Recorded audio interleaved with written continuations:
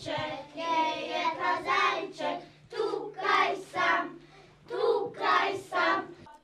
Takole so predsednika države sprejeli romski malčki. Vrtec v naselju sicer deluje že 3. leto. Ker je tale vrtec, otroci so redno tlele, ne. Prej je bilo bolj žalostno, ker so v Trebnje hodili, so bili samo ne 2.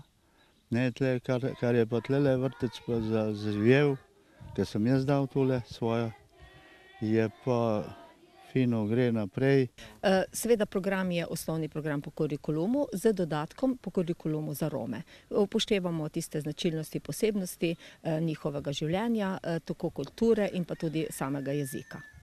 Zagotavljanje predšolske vzgoje romskim otrokom podpira tudi predsednik države. In da se na ta način opravi tista prva faza pri vključevanju v šolo kasneje in iskanje tudi zaposlitve v zreli dobi.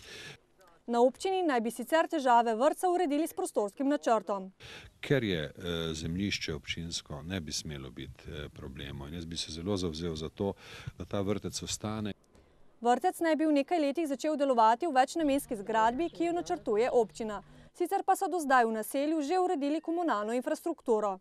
Seveda pa naš trud v tem naselju je odvisen od razpisov, ki so za to področje. In tukaj pričakujemo, da bomo zdaj dobili približno 500 000 sredstev za nadaljni razvoj. To je pa cestna infrastruktura in pa odkup dela zemljišč, ki še ni odkupljen. V prihodnje pa nameravajo urediti še čistilno napravo. V naselju sicer živi okoli 350 Romov.